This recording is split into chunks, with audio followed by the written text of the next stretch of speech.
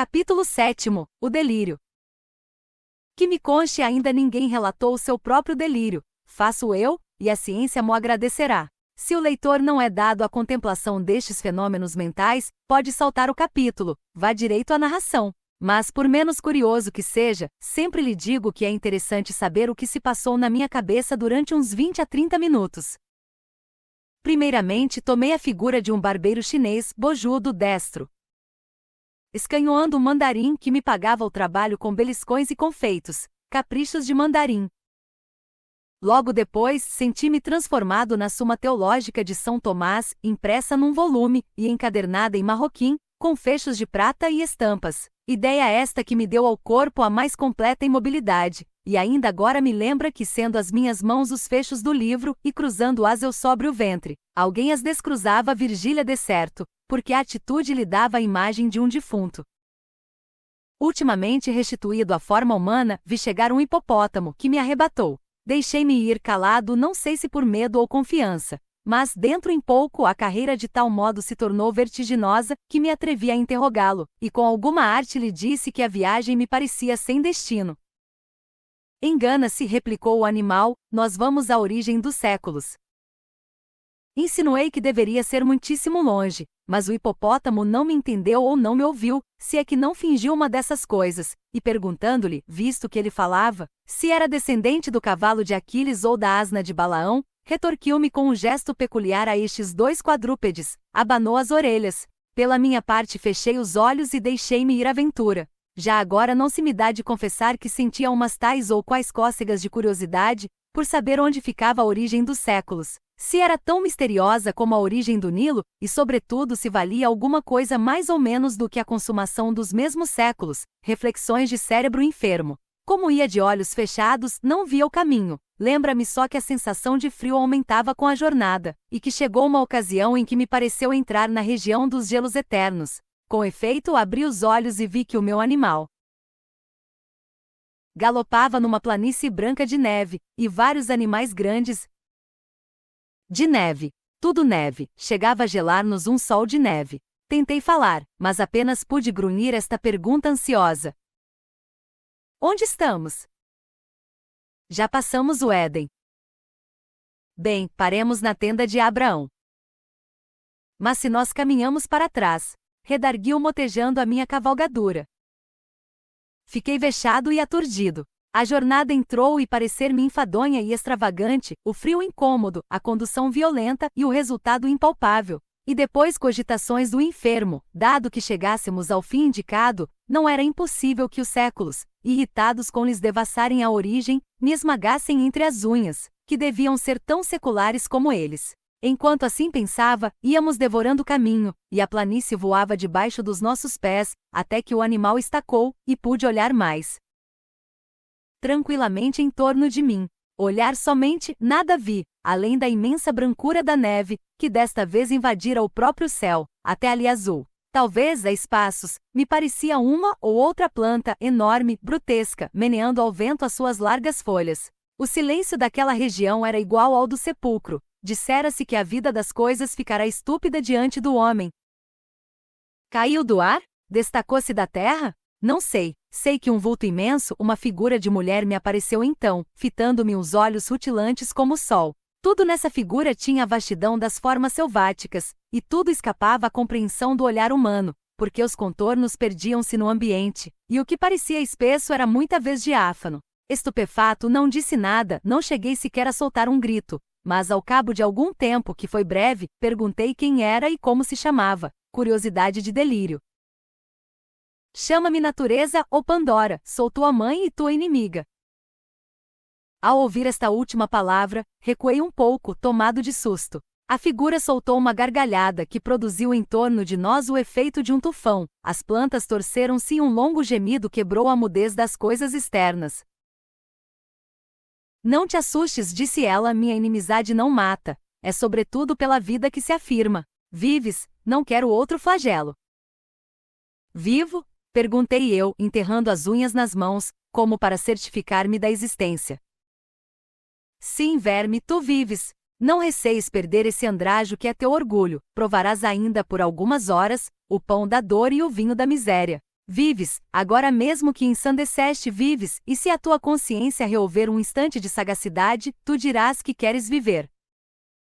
Dizendo isto, a visão estendeu o braço, segurou-me pelos cabelos e levantou-me ao ar, como se fora uma pluma. Só então pude ver-lhe de perto o rosto, que era enorme. Nada mais quieto, nenhuma contorção violenta, nenhuma expressão de ódio ou ferocidade. A feição única, geral, completa, era a da impassibilidade egoísta, a da eterna surdez, a da vontade imóvel. Raivas, se as tinha, ficavam encerradas no coração. Ao mesmo tempo, nesse rosto de expressão glacial, havia um ar de juventude, mescla de força e vício, diante do qual me sentia eu o mais débil e decrépito dos seres. Entendeste-me? Disse ela, no fim de algum tempo de mútua contemplação. Não, respondi, nem quero entender-te. Tu és absurda, tu és uma fábula. Estou sonhando, de certo, ou se é verdade, que enlouqueci, tu não passas de uma concepção de alienado, isto é, uma coisa vã, que a razão ausente não pode reger nem palpar. Natureza, a natureza que eu conheço é só mãe e não inimiga, não faz da vida um flagelo, nem como tu, traz esse rosto indiferente, como sepulcro. E por que Pandora? Porque levo na minha bolsa os bens e os males, e o maior de todos, a esperança, consolação dos homens. Tremes? Sim, o teu olhar fascina-me.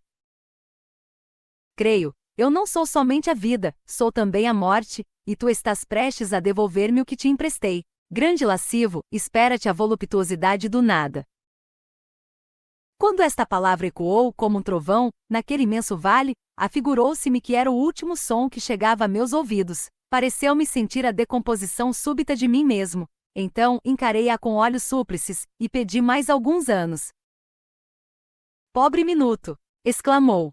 Para que queres tu mais alguns instantes de vida? Para devorar e seres devorado depois? Não estás farto do espetáculo e da luta? Conheces de sobejo tudo que eu te deparei menos torpe, ou menos aflitivo. O alvor do dia, a melancolia da tarde, a quietação da noite, os aspectos da terra, o sono, enfim, o maior benefício das minhas mãos. Que mais queres tu, sublime idiota? Viver somente, não te peço mais nada. Quem me pôs no coração este amor da vida, senão tu? E se eu amo a vida, por que te has de golpear a ti mesma matando-me?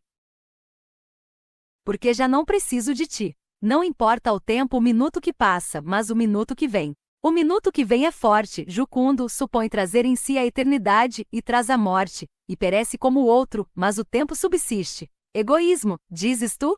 Sim, egoísmo, não tenho outra lei. Egoísmo, conservação. A onça mata o novilho porque o raciocínio da onça é que ela deve viver, e se o novilho é ter-o tanto melhor, eis o estatuto universal. Sobe e olha. Isto dizendo, arrebatou-me ao alto de uma montanha. Inclinei os olhos a uma das vertentes e contemplei, durante um tempo largo, ao longe, através de um nevoeiro, uma coisa única. Imagina tu, leitor, uma redução dos séculos, e um desfilar de todos eles, as raças todas, todas as paixões, o tumulto dos impérios, a guerra dos apetites e dos ódios, a destruição recíproca dos seres e das coisas. Tal era o espetáculo, acerbo e curioso espetáculo. A história do homem e da terra tinha assim uma intensidade que lhe não podiam dar nem a imaginação nem a ciência, porque a ciência é mais lenta e a imaginação mais vaga, enquanto que o que eu ali vi era a condensação viva de todos os tempos. Para descrevê-la seria preciso fixar o relâmpago. Os séculos desfilavam num turbilhão, e não obstante, porque os olhos do delírio são outros, eu via tudo o que passava diante de mim, flagelos e delícias, desde essa coisa que se chama glória até essa outra que se chama miséria, e via o amor multiplicando a miséria, e via a miséria agravando a debilidade. Aí vinham a cobiça que devora, a cólera que inflama, a inveja que baba, e a enxada e a pena, úmidas de suor, e a ambição, a fome, a vaidade, a melancolia, a riqueza, o amor, e todos agitavam o homem como um chocalho, até destruí-lo, como um farrapo. Eram as formas várias de um mal, que ora mordia a víscera, ora mordia o pensamento, e passeava eternamente as suas vestes de arlequim, em derredor da espécie humana. A dor cedia alguma vez, mas cedia à indiferença, que era um sono sem sonhos, ou ao prazer, que era uma dor bastarda. Então o homem flagelado e rebelde corria diante da fatalidade das coisas, atrás de uma figura nebulosa e esquiva, feita de retalhos, um retalho de impalpável, outros de improvável, outros de invisível, cozidos todos a ponto precário, com a agulha da imaginação, e essa figura, nada menos que a quimera da felicidade, ou lhe fugia perpetuamente ou deixava-se apanhar pela fralda, e o homem a cingia ao peito, e então ela ria como um escárnio e sumia-se como uma ilusão. Ao contemplar tanta calamidade, não pude reter um grito de angústia, que natureza ou Pandora escutou sem protestar nem rir, e não sei por que lei de transtorno cerebral, fui eu que me pus a rir, de um riso descompassado e idiota.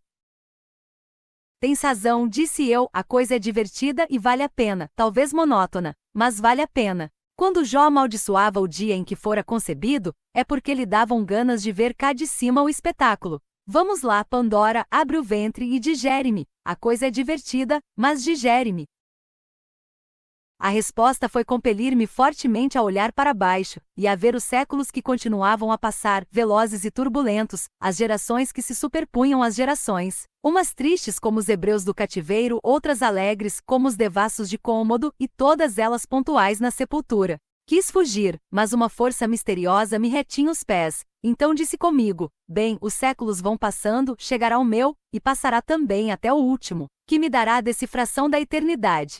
E fixei os olhos e continuei a ver as idades que vinham chegando e passando, já então tranquilo e resoluto, não sei até se alegre. Talvez alegre.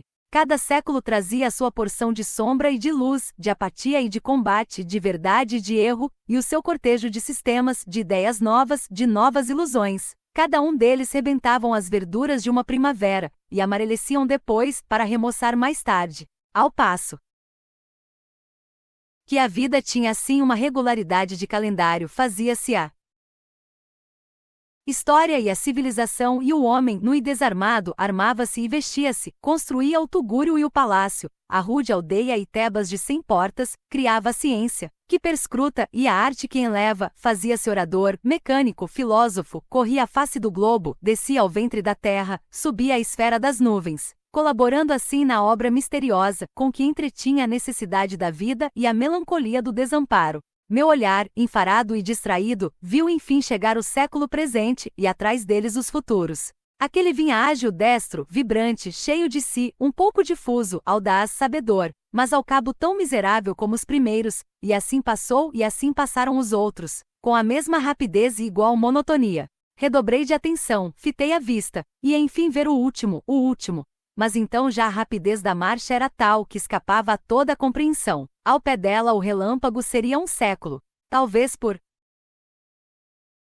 isso entraram os objetos a trocarem-se. Uns cresceram, outros minguaram, outros perderam-se no ambiente. O nevoeiro cobriu tudo, menos o hipopótamo que ali me trouxera, e que aliás começou a diminuir, até ficar do tamanho de um gato. Era efetivamente um gato. Encarei-o bem. Era o meu gato sultão que brincava à porta da alcova com uma bola de papel.